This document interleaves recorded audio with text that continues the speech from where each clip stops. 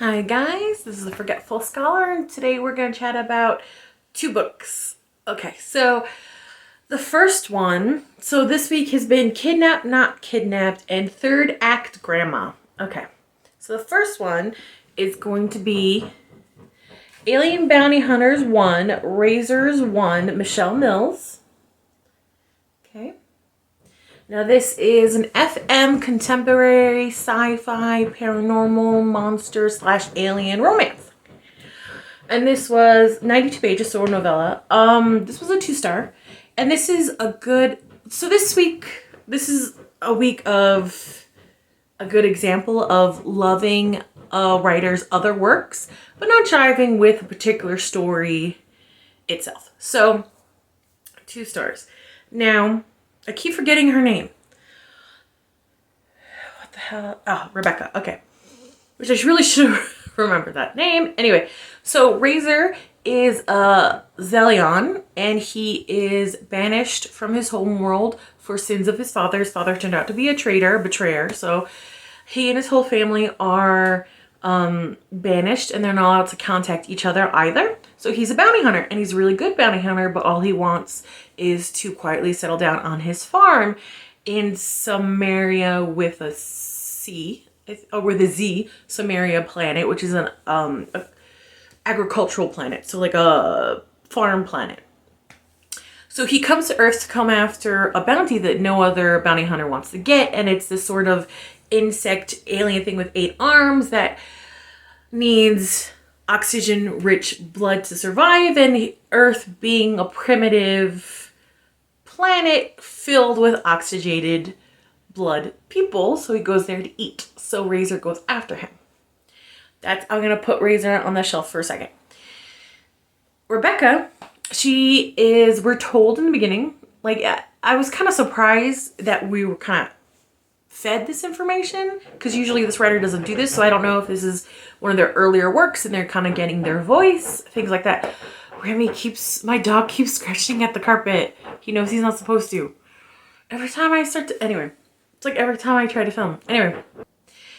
So Rebecca we're told that she is a quiet student at the local college, is just trying to graduate. She doesn't have any friends. Her mother passed away when she was little. No, her mother passed away like 2 years ago. Her dad left when she was little. And this guy in one of her classes has been asking her out. So finally she agrees to it, and they go to a party up in the mountains. Him and his 2 little minions. Now, it starts off her story pretty strong. He basically turns to her when they're driving home from the party and says, if you don't give me a blowjob right now, with his 2 friends in the backseat, by the way, he's abandoning her in the middle of the woods. She says no, go F yourself. And I was like, oh, good for you, girl, good for you. And he leaves her in the middle of the woods at a cold night to, I don't know what he was thinking. Like, she'd walk all the way, like the 2-hour drive. So I don't even know how long that walk would be back, and that'll teach her a lesson. Haha, what a bitch. I drove her to this party. I'm owed a blowjob. What an asshole. And I wish I could say that, like, that doesn't happen often. I wish I could. So she's in the middle of the woods. She sees a UFO crash. And again, we're told that her mother used to call her little Nancy Drew. She's really curious about things, so she goes to check out. After that, we don't really see her being super curious about stuff after that. But anyway, I digress. So basically, the alien that needs blood tries to kill her. Rayzor shows up, saves her. She runs. They're in a locked battle. Rayzor's about to lose. She's stuck. Her foot got wedged and she's stuck. So she finds a rock, and this is the part that I really liked out of all of it. She takes the huge, like, this rock near her, and she bashes the monster's head and knocks him out.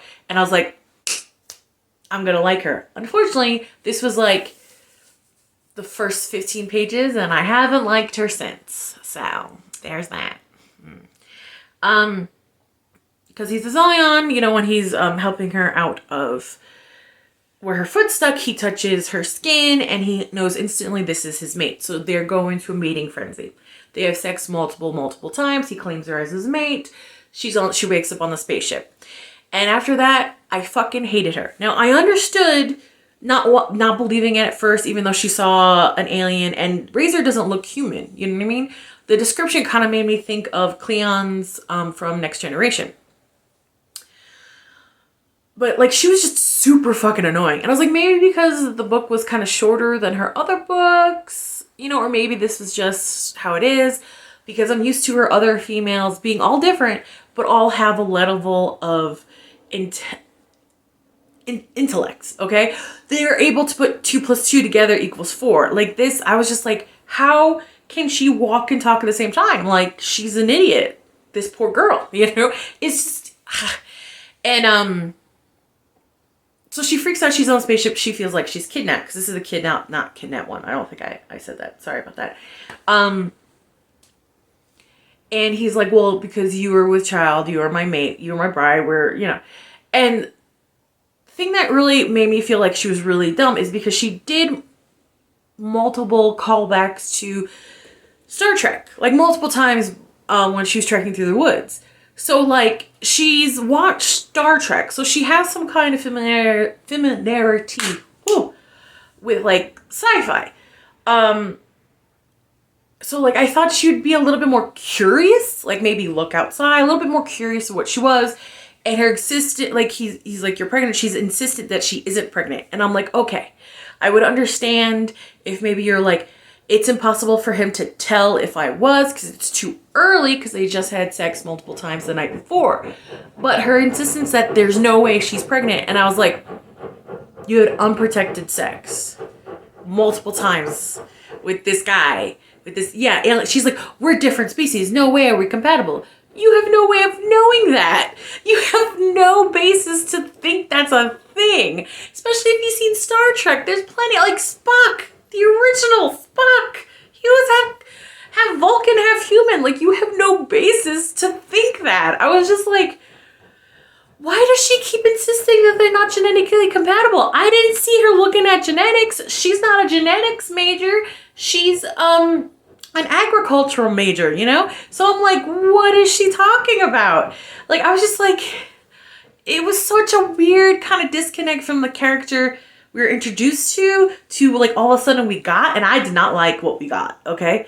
And then she believes this other alien that's supposed to be Rayzor's best friend, and he just wants her off the ship so Rayzor will lose his first place as the top bounty hunter. And he doesn't care that she's about to die. Like, she jumps in the escape pod and she's hurtling towards Earth, but she has no provisions, no water, no food. She doesn't know how long it's going to take her to get there. An asteroid belt's about to hit her. Like, just like no survival at all. And then he saves her and he proves to her that she's pregnant. And then she's like, oh, well, now I'm staying. I'll be happy. I'm like, what are you talking about? Like, the fact that she was pregnant and the fact that he owns a farm and wants to just live there made her extremely happy, and she's fine with everything. And I was like, what?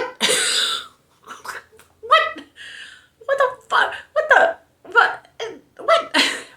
You know, so, and also she's freaked out because she found all these weapons in a closet. And I was like, again, call back to Star Trek. Worf had all those Klingon weapons in his room. You know what I mean? And he was the security officer. You know, so like, and she's from a farm. She calls herself like a country girl, right? I live in the Southwest. People have guns. People collect guns. They might not use them. I know most farms here have like a shotgun to, you know, scare off coyotes or to kill rattlesnakes so they don't kill their herd and stuff like that. So like, I just, like, at first when I was reading, I was like, oh, she's probably so scared that she's not thinking rationally. But I shouldn't be justifying her stupid motives with my own brain. It should be written down on the book. So I was really disappointed about this because I was like, what the? And this author, I do like them. I might not read the Bounty Hunter series. I might go back to one of their other series, because I do like their writing. I think they're fantastic at world building. I like their characters. I like that they're different and they're unique in different ways, but sometimes she writes crazy ass stuff. Like, I still can't get over that guy hiding in the same house as the girl for like 3 months. Anyway, you know, so I didn't particularly like this one. I don't know if I'm going to continue with the Bounty Hunter series. 2 stars, disappointed, hated Rebecca. Hated her so much. And we didn't get enough feel for Rayzor for me to care about him one way or the other. I was just like, just her insistence that she's not pregnant. Again, it could have been like, there's no way for you to tell if I was. That I would have accepted. Because they had unprotected sex, a bunch. So, fine. But her insistence that they weren't compatible when she has no basis to think that, and all the callbacks to Star Trek, it was just... And we're told she's curious. She doesn't ask him any questions. She's not curious about his people. Nothing. So, 2 stars. I did not like it. I don't know if I'm going to try another one of this particular series of this author. Still like the author. Still will try out other series of them. This week is just a miss for the authors that I liked. So the second one is Random Third Act Grandma. And this is an MM Contemporary Paranormal. And it is Medium at Large Book 2 Ghoul Friend by Meredith Spies. Ooh, cut off the side. There you go. So, this is also a 2-star. Okay, so this follows the adventures of Oscar, his BFF forever and chosen brother, Ezra. So Oscar is a medium, Ezra is an empath, and Julian, who is a disgraced professor. Now, first book, they were filming the show, this reality show, like ghost hunting show. And this book, the show's still going. The brother-in-law is going to trial, so his sister, who I adore, is in charge of everything. And she's divorced from the guy that's going to jail, which is awesome. I love Cece. Want her to have a happily ever after. So she pitches that they do a road trip and like vlog road trip and stop off at different, you know, local haunted places on the way. And as I was reading this, like, oh, I would watch the hell out of that. I would love that. Anyway, Julian is still super skeptical, which this so fucking annoying. Oh, side note, to the first book that I read, the only part that I liked about it was the asshole jock and his 2 little minions that kicked her out of the car. She accidentally left her purse with all her identified information. So, presumably, when she's, you know, found to be missing, the only link back is to him, and I hope he gets in trouble for it. Anyway, back to this book. Julian's still super skeptical, which drives me nuts, because in the first book, he literally was talking to a ghost the whole time. He didn't know she was a ghost. She just happened to be the ghost of the murdered PA that the brother-in-law and another man are going to go to trial for, but he was talking to her the whole time. So us as the audience knows that Julian has some powers. Now, Oscar, the world's most powerful medium, he says that his powers are blocked, like no Wi-Fi signal. And I thought, oh, maybe Julian, like maybe that's his abilities, unbeknownst to Oscar, unbeknownst to Julian, like he's so like afraid of his gifts that his gifts are blocking off not only him but Oscar as well. See, that's what I thought. And that's a better idea, not to my own horn, than what happened.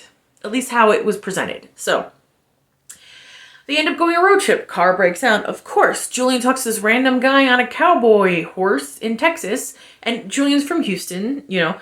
And yes, people ride horses. People ride horses in New Mexico, you know. And I was like, ooh, that's a ghost, isn't it? Because Julian, first book, he can talk to ghosts. Even though he doesn't want to admit it. They end up in this ranch that has a lot of weird things happening. And they need help, but they don't want to say it. And the family was very close-mouthed, but considering what happened, I understood it. It's fine. So there's this ghost, what they call the Ghoul, and I forget what his name was. I don't know if it really matters, whatever. So the rumors that he's been killing off all of the descendants of the founding fathers that killed him. Ooh, messed up, right? Oscar still can't really get a signal. The only part that interested me about this book was the final act conflict. But before I get to that, this is why Julian was driving me nuts. Because he is like an expert on folklore and things like that. So I was like, okay, I don't know if they said in the first book. So I was like, oh, he's an anthropology professor. And I took anthropology. They teach you, first thing, to not bring your own hang-ups to when you're studying a subject. To look at it through your subject's eyes. To be respectful. So the fact that he was even more like, no, this is a fraud, and more insulting about it than the first book surprised me, because this book, him and Oscar are sort of tentatively starting a relationship. I mean, they're boning all the time. But they're saying like, oh no, we're taking it slow, getting to know each other. I'm like, no, you're not. It's like, you guys had like sex like 4 times. It's like chapter 3. What are you talking about? So, so it drove me nuts that he was kind of blatantly closing himself off to it, not wanting to be respectful of it as much as he was in the first book, right? And it also drove me nuts that he's supposed to be a scientist, and the fact that he talked to the fucking dead PA and still was like, nope, ghosts don't exist. I was like, are you kidding me?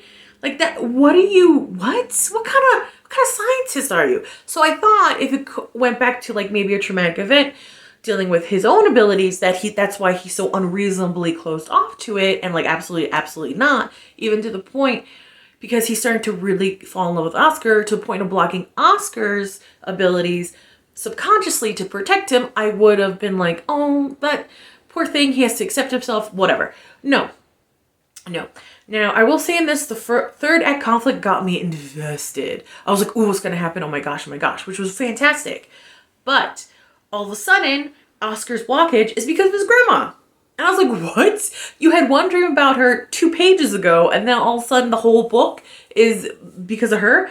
Like, it just came out of nowhere. It felt very random, very like, oh shit, Oscar's blocked. I have to figure out a reason for it. Shove this in there. Because in the first book, he says his grandmother taught him, but that's it. You know, I would have believed it more if the whole book kind of reminded him of his grandma a little bit. Like she was on his mind a little bit, you know? Like maybe he swears he smells her perfume.